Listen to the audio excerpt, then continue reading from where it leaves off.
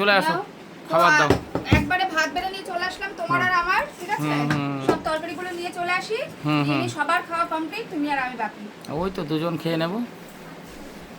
নিয়ে আসো নিয়ে আসো। অনেক পদ হয়েছে, পদ তো আমাদের অনেকই হয়, আমাদের কম কোথায় হয়। মাও বসে পড়ো। খাওয়া হয়ে গেছে আমার। তোমার খাওয়া হয়ে গেছে? জল দিতে আসলাম। ও আচ্ছা আচ্ছা ওটা আচ্ছা। ঠান্ডা না আলোটা? হচ্ছে না গরমে, মা কতবার খাবে? না আমি সেটা জানি না, আমি খেয়াল করিনি। জানো না?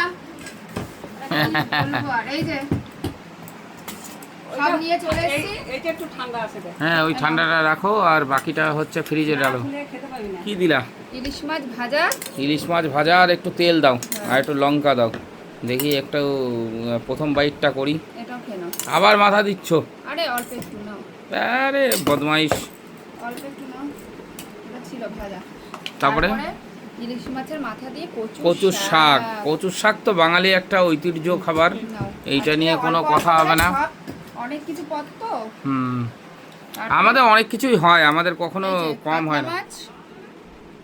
কাতলা মাছের ডিম। সরি, কাতলা মাছ বলছি কেন, কাতলা মাছের ডিম তো আমারই ভুলিয়ে যাচ্ছে। বেগুন দিয়ে একদম একদম। আর এদিকে রয়েছে, বাটি আর আনলাম না, দেখিয়ে দাও কি কি রয়েছে। দেখিয়ে দিচ্ছি। এই যে ইলিশ মাছ, ইলিশ মাছ বেগুন দিয়ে একদম পাতলা ঝোল, কালো জিরা ফোড়ন দিয়ে, ঠিক আছে? একদম একদম। তারপরে এদিকে রয়েছে তেল কই, একদম তেল কই মানে তেল দিয়ে কই বানানো হয়। তারপরে রয়েছে ফুলকপি আলু দিয়ে কই মাছের ঝোল। কই মাছের ঝোল। তো আজকে তাহলে কয় রকম হলো? ওদিকে 3 রকম 6 রকম দিয়ে দিয়েছি, আর এদিকে 3 রকম, 5 রকম 6 রকম। কোথায় 3 রকম আর এই যে 3 রকম? 6 রকম। 6 রকম।